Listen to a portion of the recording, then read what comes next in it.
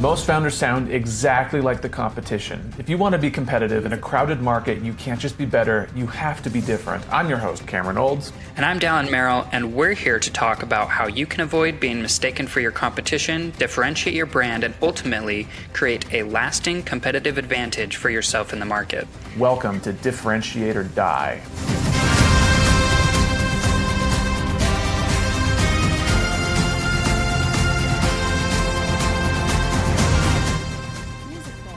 This episode of Differentiate or Die is brought to you by MessageOS. And by brought to you by, we mean written by. If your team describes your product 10 different ways, your product is no longer differentiated. It's confusing, and so are your customers. MessageOS helps big teams keep every sales deck, social caption, and support reply on message and on brand. Clear, consistent, differentiated. Every time someone talks about you. See how it works at protagonistcomms.co. Daryl Merrill, do you like soda? Are you an avid soda drinker? I'm not a soda drinker. Neither am I. Does that make us totally unqualified to do this today? That's probably true. I think I have been maybe 2 to 3 times in my entire life to any of these three, but it is a huge culture item here in Utah. So although I may not have been to very many before, I know a lot of people who do go and who do love it. Yeah, it's I stopped drinking soda a long time ago because I know how bad it is for you, which is so funny because I feel like everyone that goes to these places, they don't just drink one soda. I hear people going several times a day and getting huge cups of soda. Wow. Which is insane to me. Good for you if you're already there, but if you're in that community or that's your thing, but to me, I'm I could never. I guess I get my sugar in other ways. I'm not yeah, but yeah, man. And I think it's it's really an interesting market because it started in Utah. This concept of a dirty soda, and let's just talk briefly about what a dirty soda is. Yeah. It's primarily, it has its base of either Coke or Dr. Pepper, Sprite sometimes, but I think the main ones are, I think Coke or Dr. Pepper are their primary bases.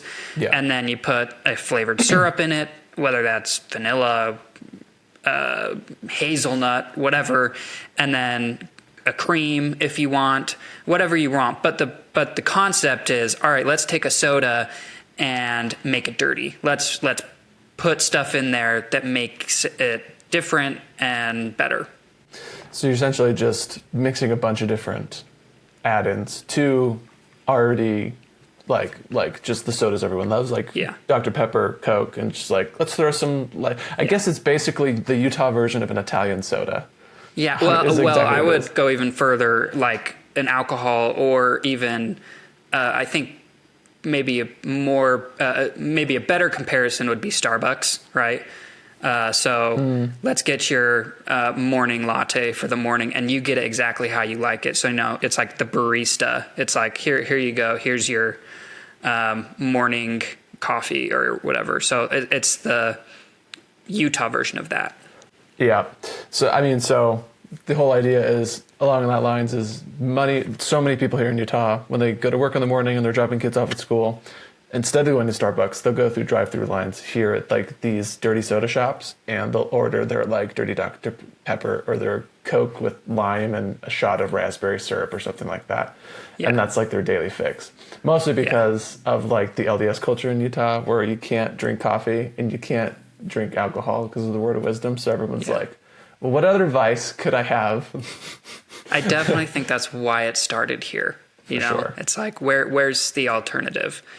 And yeah, so along with that, I think it's a good third space, right? Because we don't have bars here in Utah. Oh, we do, but since many people don't go to bars, they want a third space to be able to go and talk with people and have a inexpensive, not a meal, they just want to go have a snack. And so it became a good third space for people as well. Yeah. So, and it's just taken off. Like I remember it started like when we were in high school, like 2015 is when it kind of popped off, and then now they're like nationwide chains, which is insane to me. Absolutely, I've always wanted to know if they would do well outside Utah, but I think they're starting to actually move outside Utah. It's actually pretty fun. So Yeah, for sure. So who are the companies? Yeah, so that's it's 30 exactly. soda shops. Yep. Like who are the main players? Who are we looking at today? So the first one is Swig. They were the originals, and they were founded in St. George in 2010. So only 15 years old. That's it. That's crazy. Yeah. They have grown super rapidly. Last year in 2023, they sold 250 new franchises. Wow. Just in 2023, that's insane. They were also acquired, weren't they? Yes. Were they acquired? I remember it was either an acquisition or the Larry H. Miller Company bought. That's who it was. Yep. Did they buy Majority stakehold. majority Yeah. stake? Okay, cool. So it wasn't like they bought them all There was the a way out. sale before that as well, and then Larry H. Miller Company came in. Gotcha. To like and the bought Savory them Fund out, so. is what it was, Yes. or something like Yep. that. Gotcha. There you go. What a cool name for a company. I love that. I hope it's like all restaurants and stuff. The Savory Fund. I love that. Yeah. Uh-huh. Yeah, So- I love it. So there's Swig, and it seems like they're the biggest, the most professionalized, the ones like that are the meanest on the block. Would you say that? For sure. Yep. Yeah. Okay. Especially if you have the backing of Larry H. Miller here. I think that says a lot, especially Yeah, in it Utah. totally does. Yeah. Who else? Who else is here? How many could there be, Daryl? How many soda shops can there be? That's a great question. There are so many. So we're only going to focus on 3 today. Swig being the first, Sodalicious being the second. They were founded in 2013, and they have 23 stores. Okay. I believe that a little fuzzy on that number.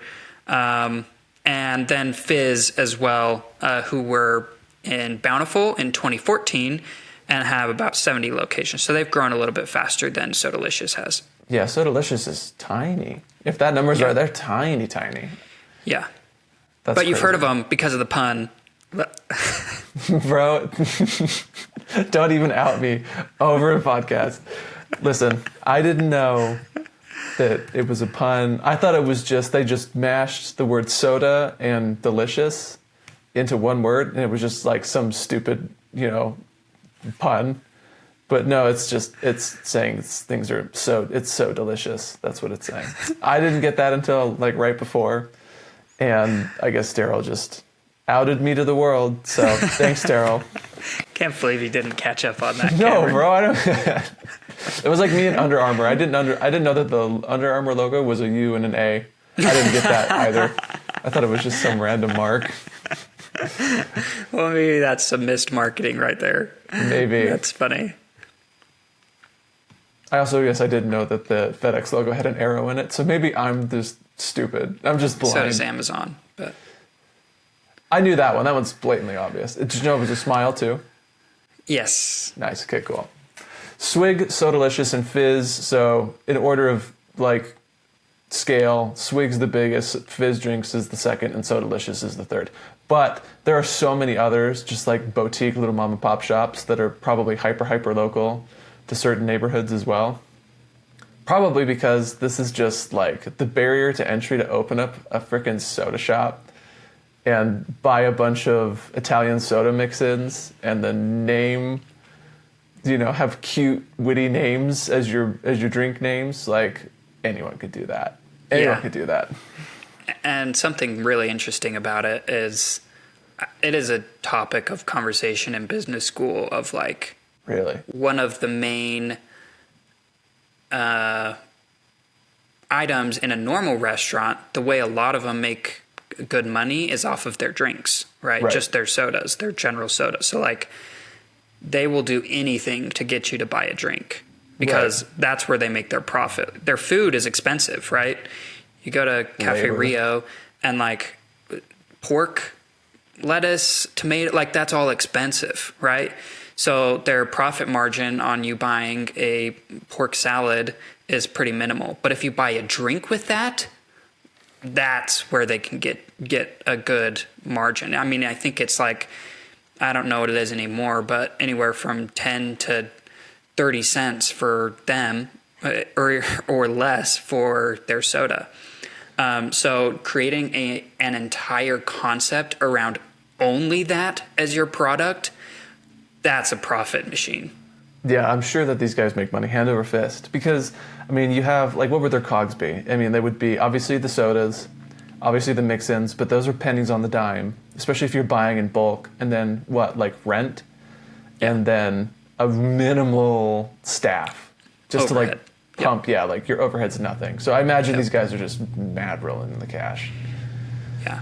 Hire some, high school, college, or college maybe kids, to staff your locations at a minimum to max $20 an hour, Right.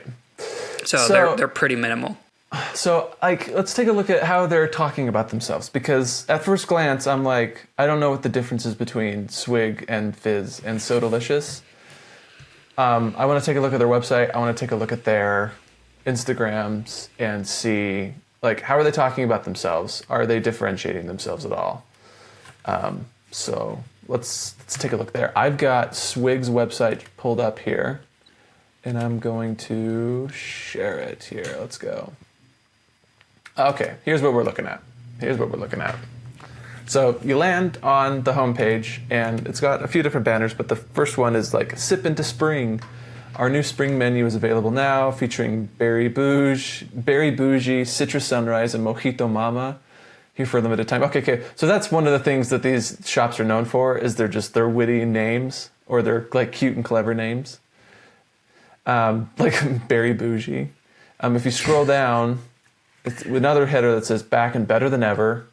Our coconut sugar cookies back with a brand new sugar cookie base and some in the same tropical flavor. Okay, so that's another thing too, is they don't just sell soda; they're also selling soda adjacent snacks like cookies and like savory things like pretzel bites and fries at some locations. But they all do it as well. All of them have these options. I'm a sucker for pretzel bites. I don't love soda, but pretzel bites get me. Are you the type of guy that dips pretzel bites in like cheese sauce? No. No, just straight up? Wow. I just love pretzels. Wow, you're a purist, a big dude. Sucker. Come on now. I am. I'm the same thing for a lot of things. I don't love dips. I just like my fries. I don't want fry sauce. I just want the fries. Nice. Well, that's pretty much it on Swig's homepage. What about Fizz? Okay, Fizz has some actual messaging on here. Yeah, that's good. This. Your drink, your way. Is the H1. Your drink, your way. The CTA's view menu. I dig that. That's nice. Yeah, I love this because oftentimes with product-based companies, the first thing you see is the store. Right. Very first thing. So now you're seeing your drink, your way. So it's talking about the customization there, right? Mm-hmm. Yeah. You get your drink exactly how you want it. That's good. Yeah, I think we were talking about that with Young Living. They just throw you right into products, and they don't take any time to build around the differentiation of why the whole product suite is different, or why the whole portfolio is different and valuable. So I do like this a lot. Have the H1 on your website. That's great. A lot of them try to sell you before you even get on their website, right? They try to sell you on socials, and then they come to your website to buy. But I think it's a missed opportunity. Agreed. All right, scrolling down. What more messaging? It's an obsession. It's more than love. It's an obsession. We want everyone to do Fizz their way. Okay, so they're doubling down on the customization. Yeah. Have your drink. So that's hero language. That's your great. drink your way. That's decent hero language, 100%. Then you got sodas, savory snacks, sweet snacks. Okay, cool. So yeah. What else we got? Franchise opportunities. Join the first largest and fastest growing specialty. Okay, so they claim they're... Dude, I swear. Oh my gosh. Okay, so Fizz here is saying they're the first, but Swig says they were the first. Oh my gosh, I hate this so much when companies do this. I hate this so freaking much. When they were all like, we're the first, or we're the industry leaders, or we were the pioneers. I'm like, absolutely no. It's a vanity. It's vanity. It's 100% what it is. It's the founders wanting to make themselves feel special, and it's all of the sycophantic marketing department playing to the ego of the founder. No one gives a rat's that you were the first. Absolutely not. No one cares. Absolutely no one cares. Amen. I don't know what you think. That's my soapbox. No, I completely agree. It's like, if I'm coming on here, I want you to tell me why I should start your franchise instead of Sodalicious or Swig's. Yeah. Because they were the first one, right? Yeah. So in my mind, I want to know, like down there, they actually kind of hit on something. They could hit on more. Join now while prime territories are still available nationwide. Right. And I don't even mind join the largest and fastest growing specialty soda franchise. Like, that's chill. I don't know if that's verifiable, but like, to me as an investor, I'm those two things, well, that's hero language to an investor. So I'm down for that. Yeah. But yeah, just this first thing. Just get off your high horse. No one cares. And what a waste of messaging space. Like, talk about how you're different, not how you were first or how you're the leader. Like, this is what I always tell people. Because, like, Daryl, how many times have we gotten in a room with a founder and this is what they want to say? They want to say this. And this is, so if that's the case, if we're with a founder, we're working on messaging and positioning, this is what I tell them. I say, being the first or being the best or being like a movement or being whatever, like, that's something that other people say about you in Forbes, in the Wall Street Journal, when you're worthy of it. Like, people will tell you, if you're worthy of being called like the OG, or if you're worthy of being called the best, or if you're worthy of being called a movement, like, that'll show up in publications where you're being covered in the news. Yeah. But like, to call yourself that, like, it's just vapid marketing fluff. Yeah, nobody wants it. Don't position yourself as the hero. Position yourself as the guide. Yes, absolutely. So let's, Fizz at your fingertips. Just got an app. Okay, that's fun. Get Fizz deals and promotions. Okay, cool. Looks like they got an email capture list, and that's pretty much it. Okay, so like, not as bad as I thought. Like, Fizz actually dedicates some time and some space to messaging. I like that. That's cool. Yeah, that's great. Cool. What about Sodalicious here? Okay. H1, order online. Oh, these are, they have their menu as their H1. Or sorry, they have like their like navigation as their H1. That's kind of crazy. That's all. I don't think I've ever seen that. Order online, menu, locations, work with us. All of them are buttons. Okay, so they're a proud partner of Pepsi. Okay, that might be interesting. I don't know how you could. Okay, so we'll talk about this later. But here's a pin in it, Daryl, because we were wondering before we got on. We were all wondering how in the world would we differentiate these people? Because spoiler alert, I don't think they're at all differentiated. There's absolutely no differentiation between these guys. Like, it's an all-out red bloody ocean between all of these homies. But if you were to be able to like enter into an exclusive deal with Coke or an exclusive deal with Pepsi, that might be fun.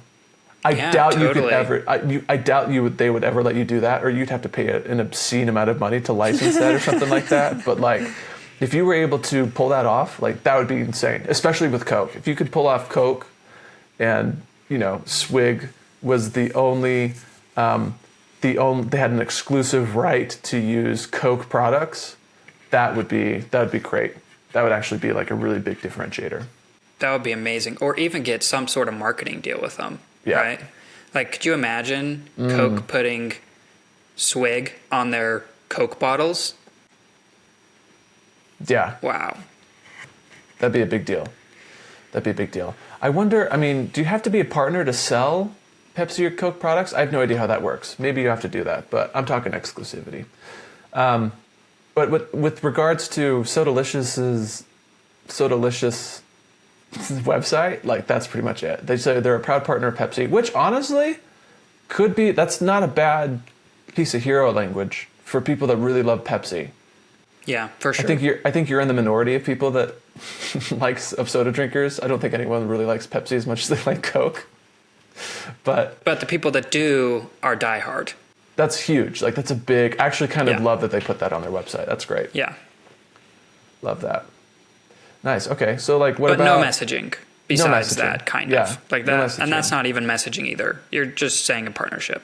No, I'd say that's messaging for sure. Prep partner Pepsi. I mean, it's not like you're writing H1s, but just That's like, true. I dig that actually. And it's like big and bold. I dig that. Points to Sodalicious. Okay, cool. What about their social media? So I have pulled up here Fizz drinks. They all do these reels. Okay, so here's something they all do. They all do these comment tag giveaways. All of them do this. Like if you tag your bestie, we'll send some besties a gift. We'll send some besties a gift card.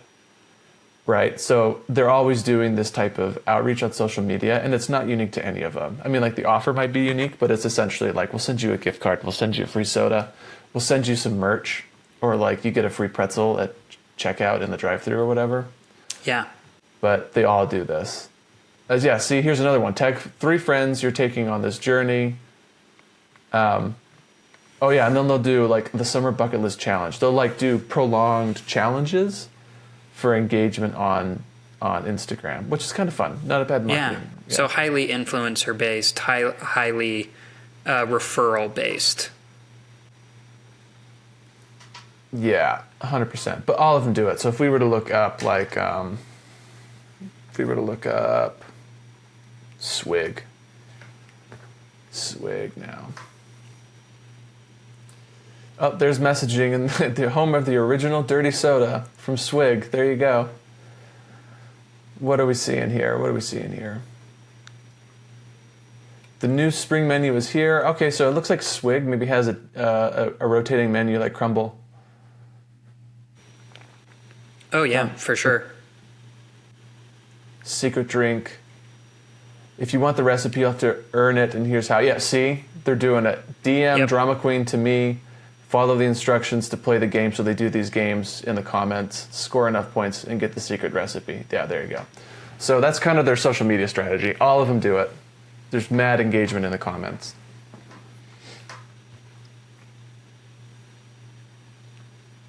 So I wouldn't say that their Instagram messaging their social media messaging isn't any better at all.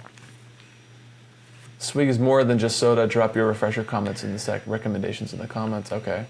So different product types. Interesting. So if they're all doing the same thing, I would say the most messaging we saw of any of them was with Sodalicious. With Fizz on their website. How would you decide, Cameron, which one to go to? Probably whichever one's closest to my house. Yeah. Probably, 100%. Or your location at the time. Yeah, when like you're with friends. Whichever one's closest to me is where I'm going. 100%.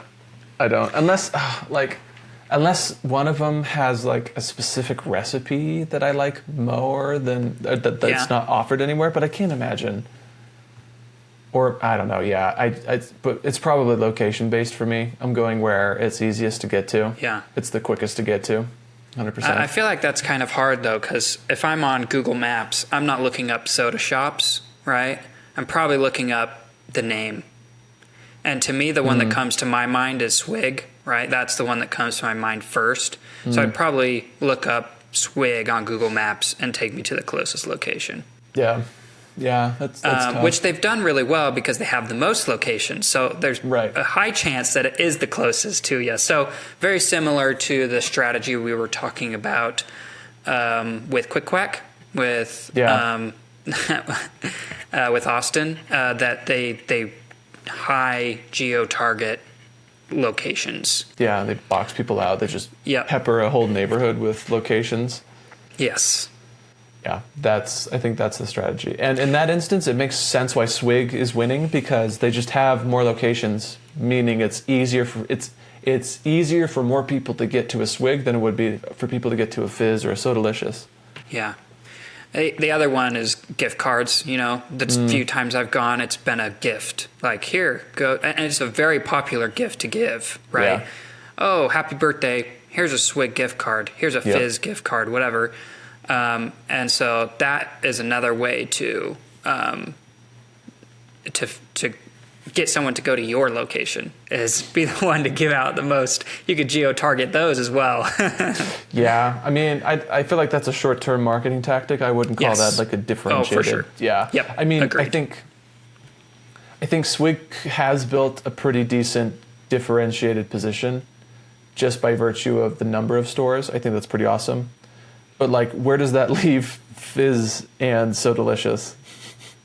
You know, how would they? Because they can't play the same game that Swig's playing. Because I don't know. I don't think that. I think they're all still privately owned. I don't think any of them have been backed or bought or anything like that. I don't think they all have any. I could be wrong, but I don't think any of them have any type of VC money or private money. So what kind of game do you play? Daryl, how would you differentiate them if you were the owner? So I have a couple ideas, two primarily, and then we also want to talk about one company that we've helped in the past differentiate. Yes. So first, I'll give my ideas. One is customization. That's already very visible, right? Especially we saw that with Fizz. They are like, your way, right? Your soda, your way. We'll make it however you want. That's one way you could go. Personally, if I show up to a soda shop, I don't know, right? Like, I don't know how I want my soda. Like, so for me, I almost say lean into the opposite. If I was a soda shop, that's how I would do it, is no customization. I want few options. I don't want crazy, like, whatever. I want the... like In-N-Out. There's just yes, one, that's exactly what I was going for. There's just one menu, and it doesn't I want to be change. the In-N-Out of soda shops. Interesting. I'll do it however you want. Like, if you come and you want it like this, like, sure, just like In-N-Out, I'll make it how you want it. But that's not what my messaging is, right? My messaging is, come, get your burger, fries, and your shake. Right? That's it. You have three options. You get in, you get out. And the menu is small and easy. Yeah, there you go. So with your soda shop, you go in, you get your Dr. Pepper with a cream, and you have four options for what you want instead of a bajillion options. Yeah, interesting. I feel like you could decently message that too. I think the name of the game would just be simplicity. Correct. Yeah. It'd be interesting to see. I think they would do hero language. You probably would be very hero language based, just on simplicity. I don't think you have a problem that you would solve. It's I think not like so. a huge problem. I mean, your problem is, I see this with a lot of companies of their menu just being too hard. Like, I don't know what I want. So the simplicity is the difficult menu is the problem. I would. Oh, okay, cool. Because dude, just barely. I went to lunch with a good friend last week. And I was sitting in line, and this maybe just is reflective of how lazy I am when I'm in line. I'm just chatting or whatever, and then when this gets to my turn, I've spent no time thinking about what I want to do. But I'm always like, when I get there, you have to first choose your base meat, and then step 2 is you have to choose your salad, and then step 3 is your drink. And I'm like, I don't know what the options are. I don't know what the process is. I just kind of want this pre-made thing. That'd be super easy. Yeah, I dig that. I think that's cool. Confusing menu, that'd be an interesting thing to do. You could totally be the In-N-Out. That's an interesting position. And I think you could build a really great message around that as well. Oh, that's brilliant, dude. I love that. That's awesome. Yeah, so those were kind of my two ways of going about it. One, super differentiate themselves, not differentiate, but super customized, because there are people that really like that and that love it and have their way. And then the other hand is super simplistic. So those are my two ideas. What about you, Cameron? I have it. So we actually, back to this company that we helped. So Protagonist, we were actually helping a company like this before. They were in the soda business. They were in this dirty soda game. And we got through the message workshop. And we got to the point where we're talking about, okay, what makes you different? How is your product different? How is your product special compared to everyone else's? And I still remember it. I don't think you were in there, but I remember the moment where all three of the founders quickly everyone had the same realization that, shoot, we use the same sodas, we use the same mix-ins, and maybe the names of our sodas are cuter, but that's so subjective that like it's meaningless. We have no differentiation. There are no differentiation factors. And something interesting is that they were out east, right? And we're trying to get into Utah. Yeah, like they were playing like, okay, so in that regard, they were differentiated. They were completely out on a different channel. They differentiated by channel. Yeah. They were out in like South Carolina, North Carolina. Yeah. But if you're going to try to get into Utah, this is why we came in and helped, right? Was, okay, if you're coming in, you can't be the same as all the rest of them. Yeah, because, dude, there's blood in the streets. Like, there's freaking every corner, there's a different soda shop. Anyway, so I remember there was, like, this depressing moment where everyone realized, oh, man, we suck. Like, this isn't going to work. Like, we haven't spent any time thinking about this. Horrible. But then I remembered we did some thematic analysis work. We did some customer review analyses, and we did find a problem. We found a problem that was not being addressed by any of the big players. So none of the Swig guys, none of the Sodalicious guys, they all had the same problem in all of their reviews. We looked at all of the different customer reviews for all the three big players. And the problem was the drive-through. Like the drive-through experience sucked because, so unless you've been to like one of these early on, unless you'd been to one of these like soda shops, like they were renting out and leasing old houses on Main Street. Like these weren't like, you know, Chick-fil-A where they had great drive-through processes and they had the room for long lines and all that stuff. Like no, like none of these had parking lots. Like so because of all that, the drive-through lines were swinging out into traffic. They were super long.